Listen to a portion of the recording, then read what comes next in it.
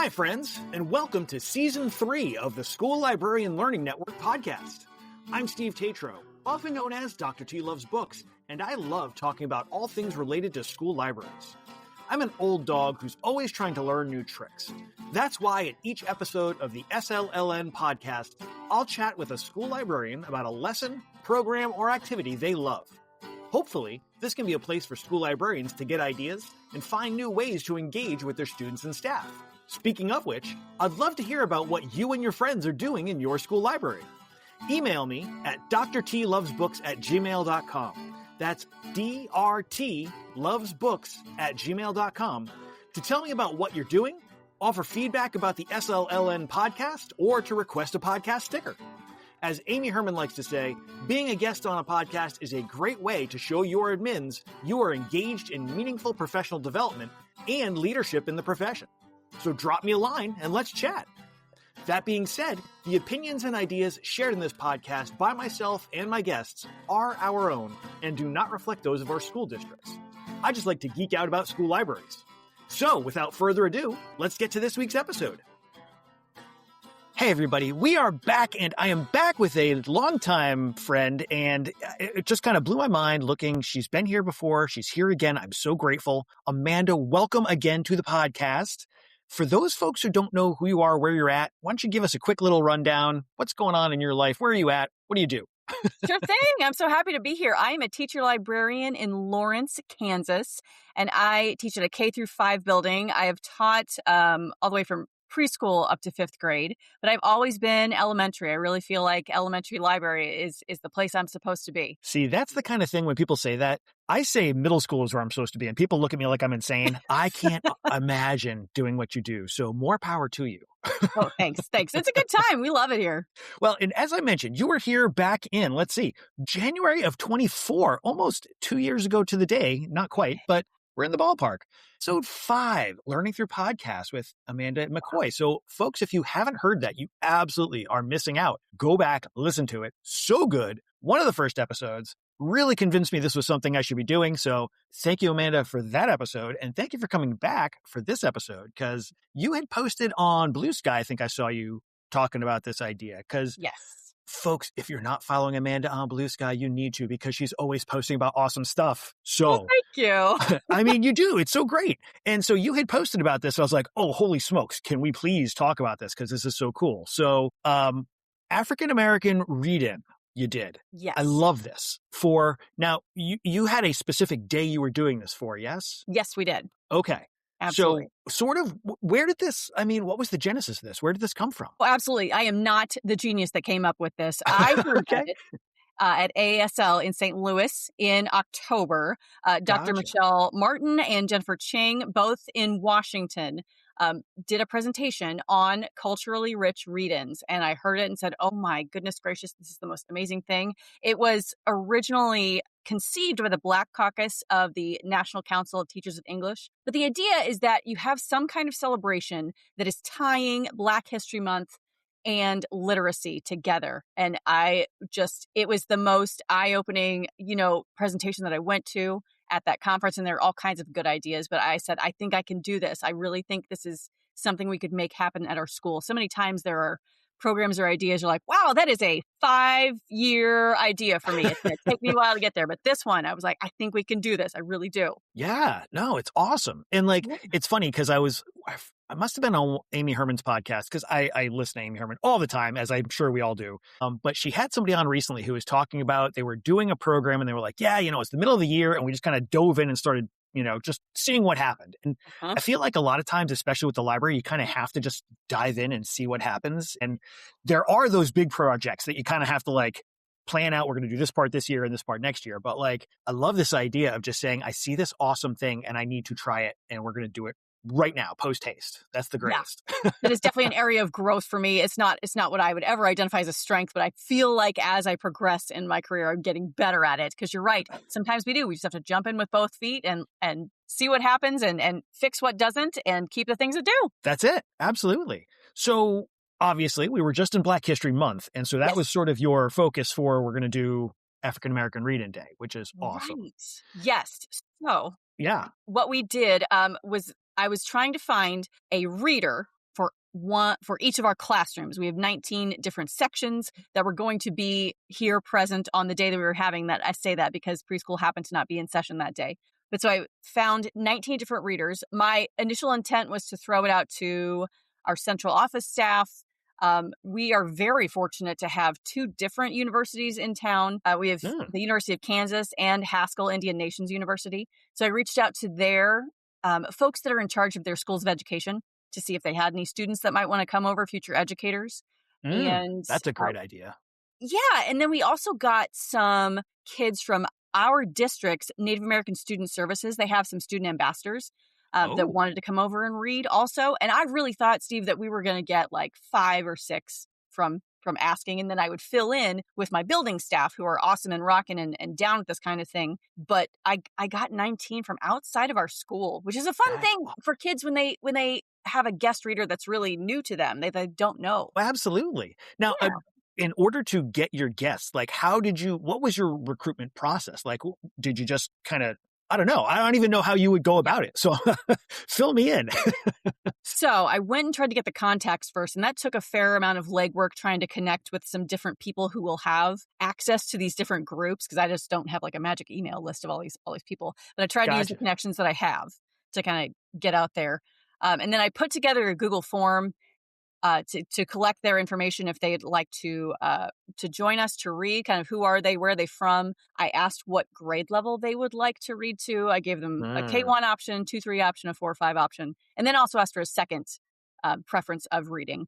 But I put together in the email kind of explaining what the day was going to be like, what I would be asking them to do, and what our focus for the event was going to be, to kind of give them an idea of the why we're doing this, why I want you to come and hopefully read to our kids. That totally makes sense. And I mean, it's funny. We rely so much on our networks to help us with things as school librarians, because we don't always have somebody that we can just go to in the building. But in this case, particularly, like, what a great opportunity to sort of harness that network and say, hey, here's where we're trying to go. Who can hook me up? And because, people are going to be like, oh yeah, I know this person. I know that person here, contact them. They'll be totally in, Yeah. And it was a very interesting combination of some people I knew. I'm like, I know you'll have this contact. I know you'll have this contact. And a couple just like cold emails of like, hey, this is who I am. This is what I want to do. I really think it'd be awesome for us to get these members of a community into our school. I want the library to be a place of community where we build community. So please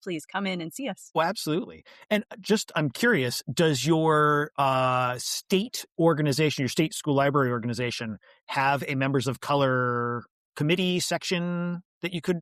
No? Okay. And that's okay. Not. We are on the smaller side. We're small but mighty, but we don't have one, at least not yet. Okay. And I'm going to guess the same thing is true of your teacher association, your union? I don't know that answer, but you are giving me some great ideas for who to reach out to next. This is amazing.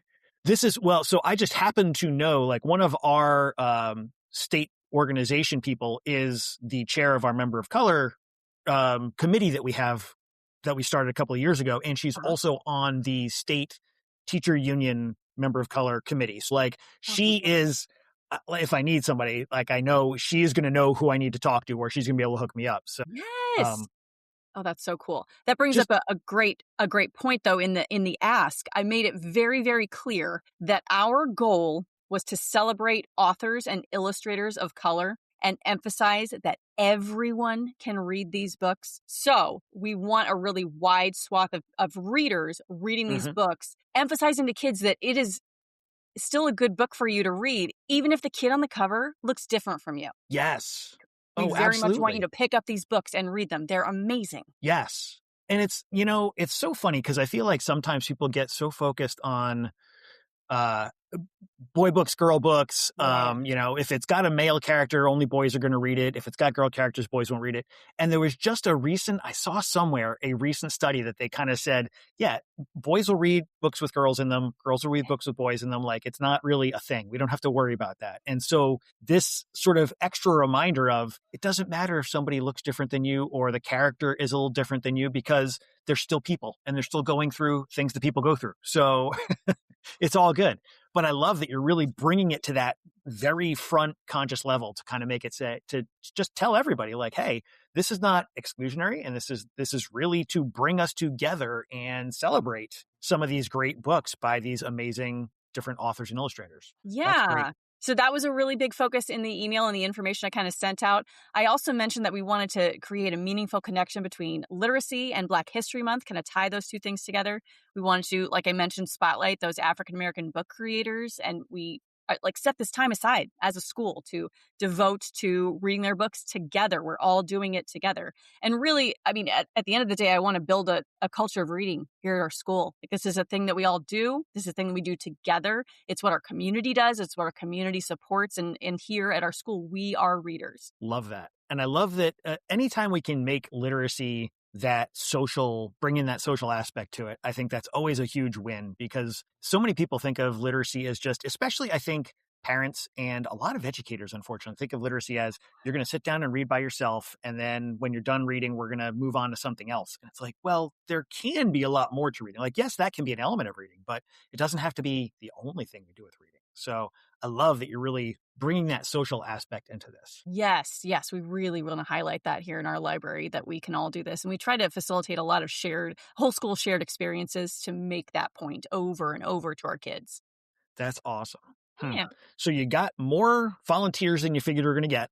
Yeah. Awesome. Outstanding. And then was there any other what kind of groundwork did you have to lay ahead of time to sort of help the readers, I can't imagine you just said, okay, show up. And then they showed up and just started throwing books at them. Like, I imagine there's a couple of steps in between there.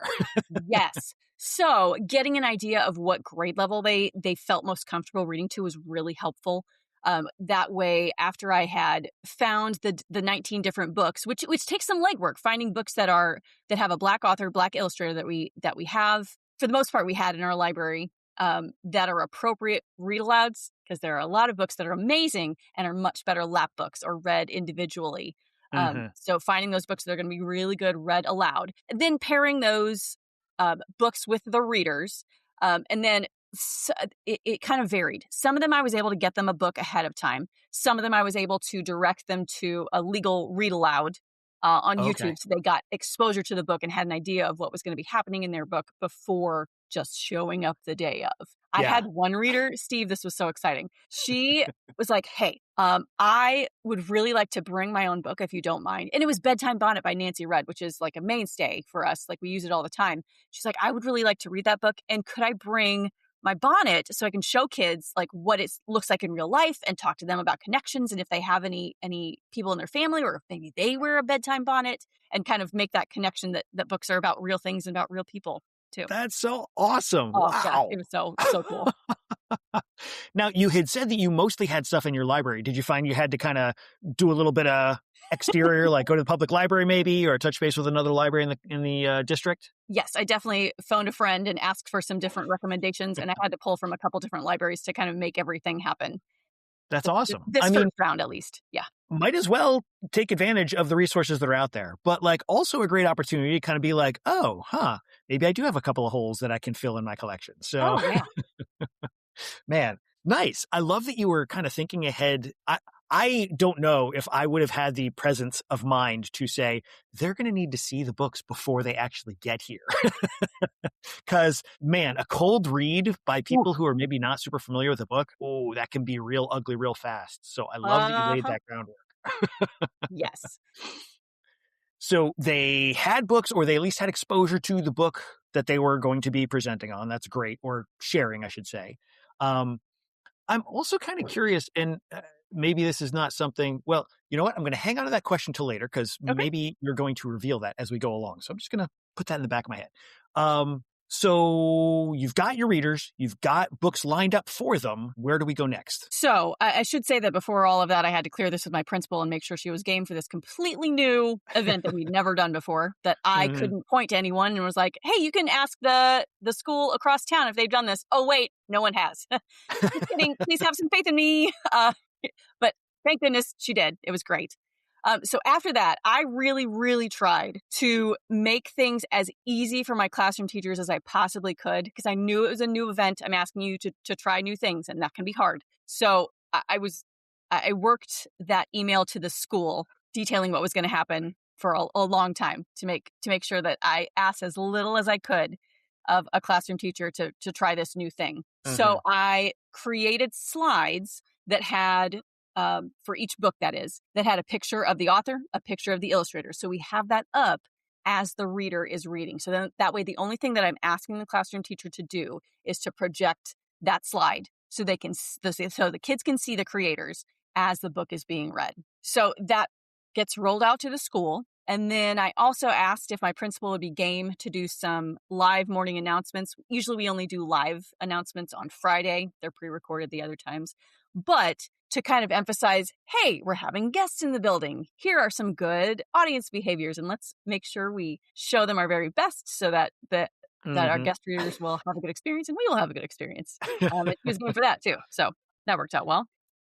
Awesome. So then the day of, all the readers showed up. I was so excited. I had plenty of backups in case that didn't happen. Curiosity, like we're gonna, if you don't mind, can we digress for a second and talk about what your backups were? Just because I'm curious, like, because I think you're 100% right to say, like, maybe not everybody's going to be here. So, what did you sort of put in place so that if you did have a no show or 2 or 3 or 4, you were going to be able to cover bases? Absolutely. I sent an email out to make it choice based to teachers that I knew did not have a class that they were responsible for at the time that I was bringing the readers in. So I had some of our ESL teachers, some of our interventionists, a couple of our specialists, a speech pathologist, a couple of people that I knew were not going to be in front of a class at the moment that we were having the readers, and perhaps would hopefully be game to be a backup for us. And I got like 12. It was amazing. Wow. Everybody wanted to support this new thing. It was great. That's outstanding. Wow. And I think, too, that's a little bit of a testament, not a little bit, a lot of a testament to what you bring to that school, that people were willing to step up and volunteer to be part of this. And we're excited about this idea that you brought to the school. So some of that kudos just goes straight to you in addition to going to them. So you deserve that. We're always trying to pull in all members of not only the student body, but the staff too. Like, this is everyone's library. This is everybody's community right here. Yes, absolutely. Huh. So you had your backups, but you didn't need them, which is awesome. Right. So good. So everybody shows up. Mm-hmm. How did you, I'm just curious, what happened when they showed up to the school? How did they sort of make their way to where they were going? What went from there? Sure. So we set up kind of a headquarters in the library. The office staff actually was very complimentary. They were like, everything was so well organized. We felt like we knew who was coming. They, without me asking them to, printed up like themed name tags for everyone. So all the visitors had the same, I know, right? had their badges on, and everybody came down to the library where I had all the books ready to go with sticky notes with names on them. So everybody had some time built in to preview their title, practice holding it, see where the page breaks happened, try not to cover up words and pictures with their fingers. You know, I read aloud multiple books every day, but that is not an innate skill. It's learned. Like, you have to kind of work with the book and practice that. So there was some time built in for them to do that. Now, did you give them like a little tutorial on like, here's some things to think about as you're sharing the book? Or some of the central office members were former teachers, so I did not spend time with them. Some of the college students and the high school students, I was like, okay, let's talk about how you're going to hold this, and here's a good way to page turn, and here's a way if holding it to the side is like not something you can do, here's a way that you can read it and then show everybody too, kind of giving them a couple different options, not insisting they had to do it exactly the way that I do. Right. Oh, absolutely. But I can also see, being uncertain, like, how do I even present this to other people? Because when you read to yourself, it's a very different experience than when you're going to read to a group of students who are trying to get to read along with you. So, right. And that's something I take for granted. Like, we just do it so often. Like, that's not even the thing I think about that much. So having to kind of think like, okay, what if this is my first or second time ever doing this? What kind of things do I need to hear? Absolutely. Man, there's so much. It's funny because this sounds like, on the surface, such a simple, like, oh, we had some people come in and read to the kids. But then you start digging into we had to prep this and we had to do this. And like, there's so many details that go into making this work. And so it's fascinating to hear you walk through it and kind of be like, oh yeah, we did this, we did that, we had to have that ready. Just such a great level of planning and detail you put into this. And I'm sure that it paid off, but we'll get to the payoff when we get to the payoff. So yeah. When your readers were there, they're practicing with their books. Did you have student ambassadors come to bring them to classrooms? Did the teachers come and get them? I'm just kind of curious, like, what was their actual transition from the library to where they were going? So I had some of those people that had agreed to be backup readers. Hey, can you come to the library and can you take these friends to the K1 pod? Can you take these friends to the second, third grade pod? I had a chart with everybody's book and the teacher's name and the classroom number, like the places that they were going. Gotcha. On a big grid, and had multiple copies of that, so I could pass that out to everybody. All my staff has that. That's taking people different places, and they know who goes to what classroom with what book. Totally. You need it. You need to have whatever you're going to be sharing out. You need multiple copies, and you need to be ready to just hand them to everybody. So that is a really good idea. I just had a thought, and I don't know if this was something that was part of it, but was there any kind of I guess I'm thinking about my school. When I get visitors, generally I can just have a visitor come and they sign into the office and we're all good. Did you have any kind of security issues that you had to deal with all this, with this many visitors coming in? My office staff, thank goodness, approached me ahead of time, like, hey, we hear you having visitors. Like, let's talk through how many of them are like in district. That's not going to be a problem. We just kind of need the names beforehand, if you could. Gotcha. So they worked their magic and worked all the way through that before any guests even arrived. Nice. That's great. I love that. Your front office staff sounds like they are really just they're on it, on the ball and kicking butt for you there. That's great. So, okay, we've got our people, we've got our books. They are going to classrooms. Yeah. What kind of unfurled from that point forward? I imagine it must have been kind of tough for you organizing it, not necessarily being able to see all of what was going on. Yeah. So I mentioned I love the whole school shared experience, but a lot of times you can see the whole school at the same time when that's happening. This was the opposite of that. It was happening in 19 classrooms at the exact same moment, and there's no way I could physically be in 19 places.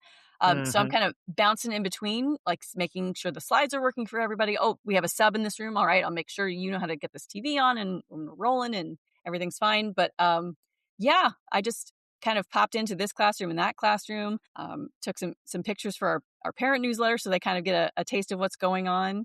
And actually some of the college students really wanted those pictures too, because they were using this for some community service hours. So that worked out really well.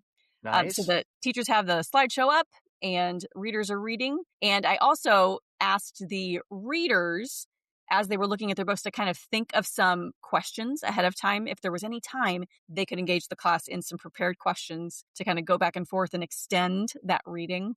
We had 15 minutes, but I didn't have any books that I knew were going to take the entire 15 minutes, just to give us some logistical time to get around. So they did that. And then after 15 minutes, I went on the intercom and said, okay, we're going to thank the reader that was just in our room. And readers, if you would go to your second classroom. So they took the same book to another classroom so that each class got to have an experience of two different books read aloud by Black creators. Yeah. Very clever. Huh. Man. Again, not my invention. Definitely got that from Dr. Martin and Jennifer Chang, but it was great. It worked out so well. That is awesome. Huh. And it's funny because you're saying 15 minutes and I'm like, as a former classroom teacher, I'm like, 15 minutes is like nothing. Like, what do you, but for a read aloud for kids in this age band, I'm imagining that was just a perfect amount of time. I was nervous. I thought I was worried for the younger classes, it might be too long. For the older classes, we have to like cram things in, but I asked the teachers afterwards and they were like, no, that time period works really well. And the variety of getting a different reader in also kind of helped keep us all engaged, and everybody was very respectful, it sounded like, in the classroom, and our kids did a great job. That's awesome, man. Yeah. So I imagine for your readers, this was probably about an hour of their day, like between arriving, doing the stuff, packing back up afterwards. Ballpark an hour commitment? Exactly. I build it as not a long time commitment. I just really need you to commit for the hour that you're here. If you could, please. It's very important that you specifically show up. We need you and your talents and your get-go in the classroom to make that happen. I think some other volunteer opportunities, it might be like, oh, if I show up, it's cool. If I don't, it's okay. But in a school, we know if we say something's going to happen to our kids, like we need to have this thing and it needs to happen. So Yeah. not a long time commitment, but we really need you to show up and be there. That's awesome. And it is like a nice compact amount of time. Like you could absolutely, I mean, I imagine it's probably even less than an hour because there's not going to be a whole lot of setup and not a whole lot of breakdown. So it's mostly that 15-15 and a little bit on either end. So Yeah, and we're done. that's great. Yeah. Hmm. Then we all gathered in the lobby to take a picture at the end. Again, that a lot of those people used for like community outreach or community service hours to document the fact that everybody was here and everybody did the thing. That's awesome. And I mean, the pictures you posted online were just, it looked like there was so much fun being had and so much engagement and so many just different learning opportunities going on throughout the day. Yeah. So awesome. I imagine that you got some feedback from either students or teachers or maybe both afterwards? Yes. I solicited some just in the hallway here and there. Some teachers, I had teachers coming up to me and giving me hugs that day. Like that was such a great event, Amanda. Oh my gosh, I'm so excited we did this. And then I made sure to send out a form to both our classroom teachers and our readers to get their feedback of like, did you feel prepared? Was there anything that I kept it A, anonymous, and B, wide open of like, hey, went well, what needs improvement? Literally any portion of this is fair game. This is our first time doing it. We really want to know what works and what doesn't. Mm-hmm. What did they say? Did they have good things to say? glowing reviews. The teachers absolutely thought it was a great thing for their students. The kids came in and were talking about it. And the cool thing was that even though it happened in 19 separate classrooms, you had kids in a family, like a second grader and a fifth grader. I heard at dismissal, like, hey, who came to your room? What did they read today? Like noticing that we all did it kind of together. The readers felt really prepared with the information that I kind of put together and had out to them in a timely manner, and everybody had good things to say. It was great. That's awesome. And I love too that by rotating them to different classrooms, the students in the classroom are getting the experience together, the social experience of those materials, but they're also, since the reader came from another room, there's that additional crossover element, social element of, yes, we heard it, but also this class heard it, and now we can talk about it together. Or like, even if you didn't hear, like you could get different classes together and be like, well, we heard this book. Well, we heard that book. Well, what did you like about this one? Oh, and like, I can see so many possibilities for sort of branching this into lots of discussions about, what they heard, what they liked, just getting their social engagement going with this literacy event that happened. Yeah, it was really cool to hear kids talk about like, oh, our book was about Langston Hughes today. Oh, ours was about Claudette Colvin. Oh, we had one that was by Christian Robinson, kind of cross-applying those things. And I had teachers too that said, hey, we took this and talked about it for the rest of the week. Like we looked closer at this person that we had a biography of. And the students wanted to know more after reading that book, which was really exciting to me. Yeah, man. That's the sign of a great learning opportunity right there when the kids want more. Whew, love it. Love it. Now, I do have a question about when you were soliciting the volunteers. Yes. How did you have, I'm just kind of curious, like not everybody is a good reader. Not everybody's going to be an all-star when they're reading out loud. Like, and there's nothing wrong with that. That's okay. It can be a little bit of a challenge especially with younger kids when you're doing a read aloud, I would imagine. So I'm just kind of curious, like what was your thought process, or what was I don't know if you had like a screening process or like questions that you asked, or was it just sort of like, we're going to see what happens? No, I was very nervous about that, to be perfectly honest with you.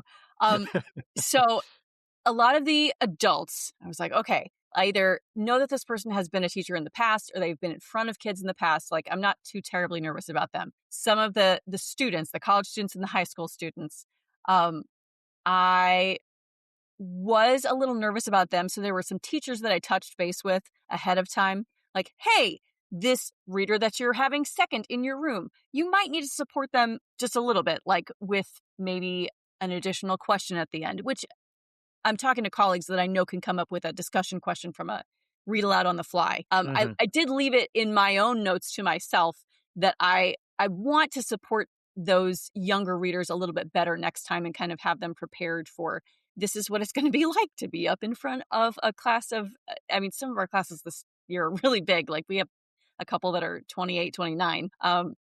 So just kind of preparing them for what that's like to be up in front of students. Yeah. Yeah.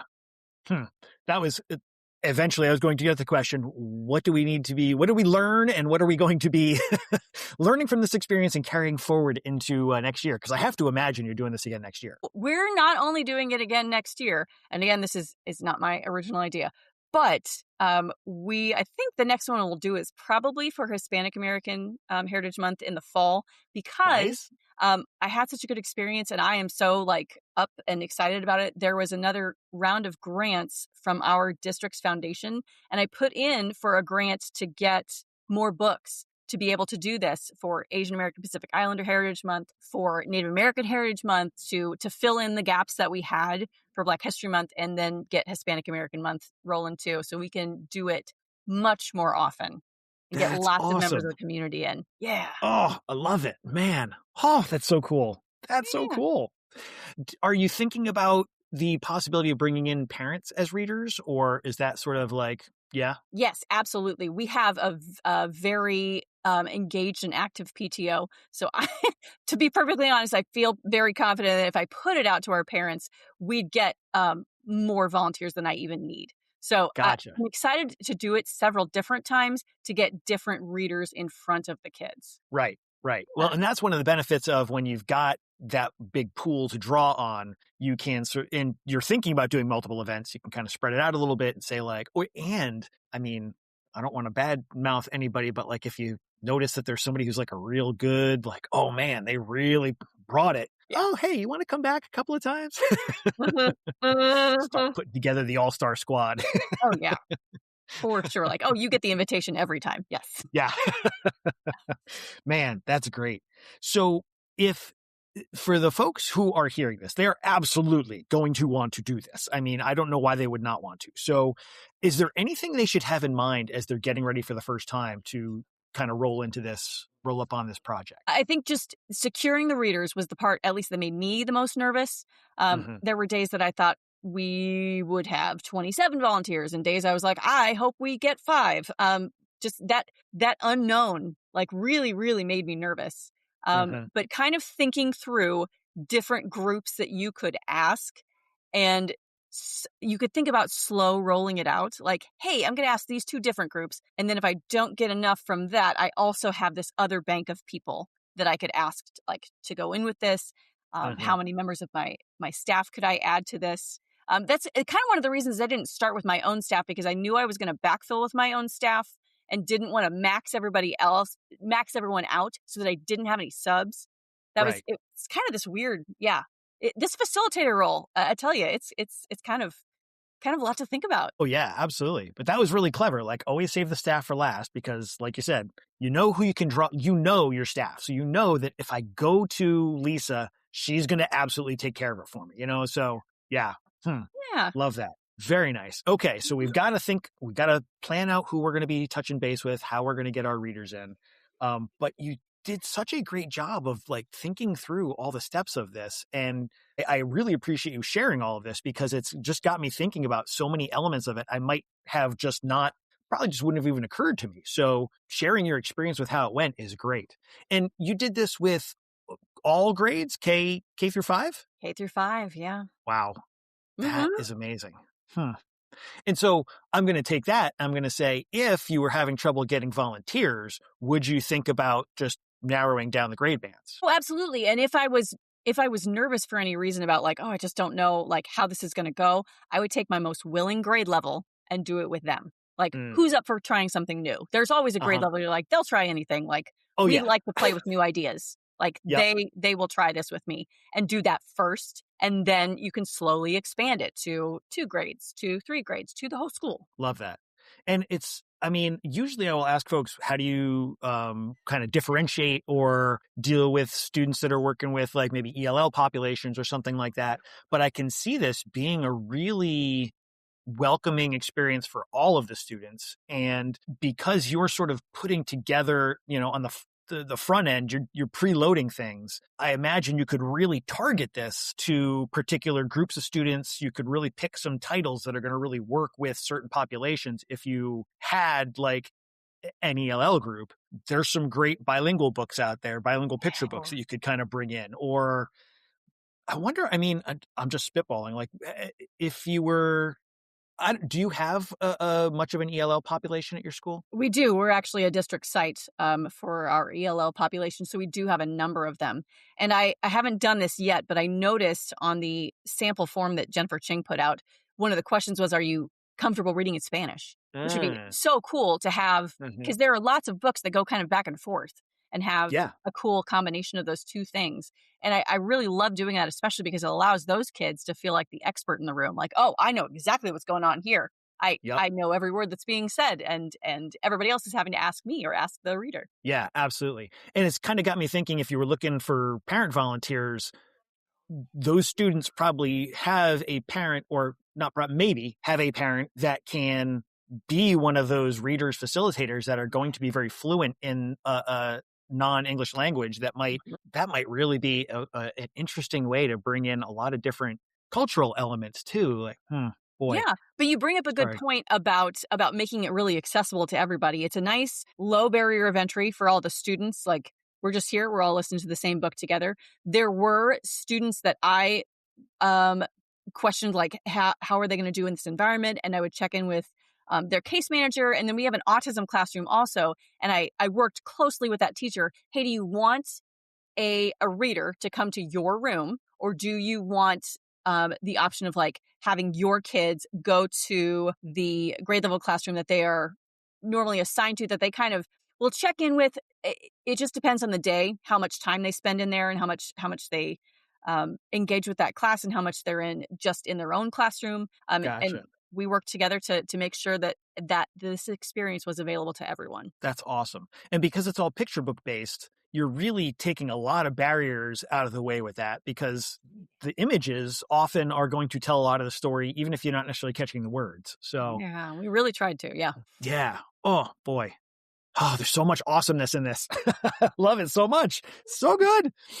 Yeah. So is there anything else that we should be having in mind if we were going to approach this? I mean, I feel like you hit just about everything here, but any last words on things we might want to bear in mind? I would think through books in your collection, really try to pull heavily from your own collection, because kids came in afterwards and wanted these books. They wanted to check that book out. I want that book that one lady read. Well, okay, I'm not sure what that is, but we only have a list of 19, so I think I could probably go through it and can figure out which one was your classroom.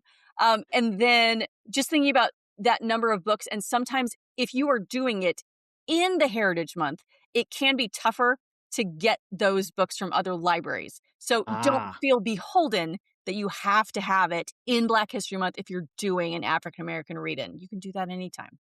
Right. And at the presentation in October, there were even some people that brought up, I don't know if my district would be okay if we called this like an African American read-in, or if we called this a Native American Heritage read-in. Like that is too DEI for us. Well, you can do it in a lot of different ways. You can do it centered around food. There are lots of different great picture books around food. You could do it around some kind of celebration, like a party or an observance. Like, it doesn't have to be titled in a very specific thing to make it happen. That's a great tip. I love that.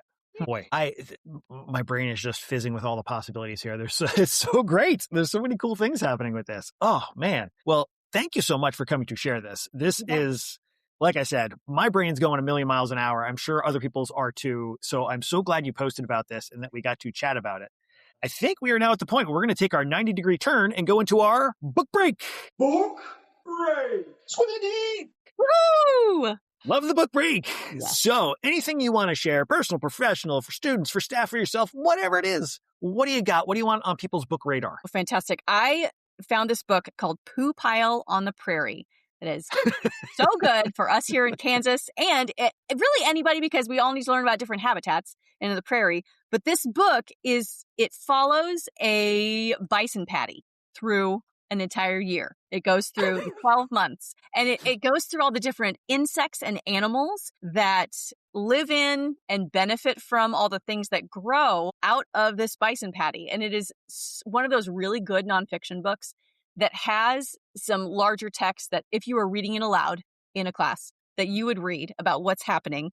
But it has really funny little speech bubbles by all the different animals as they are competing and coming up. And there are some owls that trick some beetles by rolling these balls of bison dung. It is fantastic. I had not heard of it before. It's by Amy Hevron, and I didn't realize this was a series, but in the back, she also has some a book that's called Log Life that does a similar thing with a log, and one called Sunken Ship that is also this. They're called a Tiny Habitats book, and they're really all right. I love that. It's funny. There's so many awesome books about poop out there now, and I think back to when I was a kid, and you never would have gotten a book that even mentioned poop, and now there's books that just focus on poop, and kids love it. It's so educational.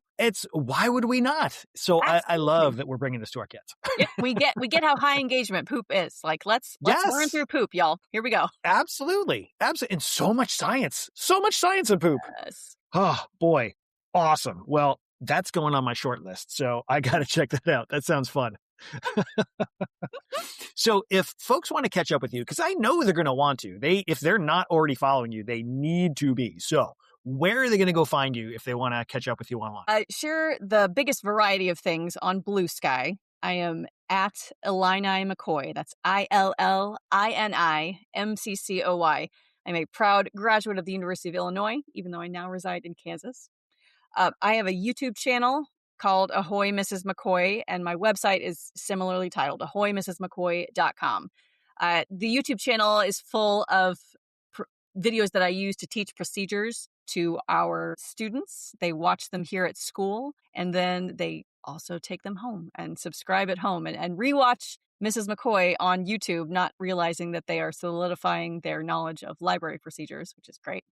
Love it. And then on my website is if I should ever share like a lesson or a worksheet or anything like that, it's going on the website. Folks, check it out. Do not sleep on this. You are missing out if you are not already checking it out. So, Amanda, thank you so much. I really appreciate you coming back to share this. And hopefully we'll be chatting again in the not too distant future, because side note to the audience that we've already started talking about, maybe we're going to do another thing in the not too far off future. So hopefully we'll have Amanda with us again soon, folks, because don't miss it. Don't miss it. It's always good stuff with Amanda. Well, my pleasure, Steve. Thank you so much for having me. Thanks for joining us for this episode of the SLLN podcast. Be sure to check out the show notes for the episode. They feature links to resources shared by our guest, as well as ways to keep in touch with them, and links to the book break titles.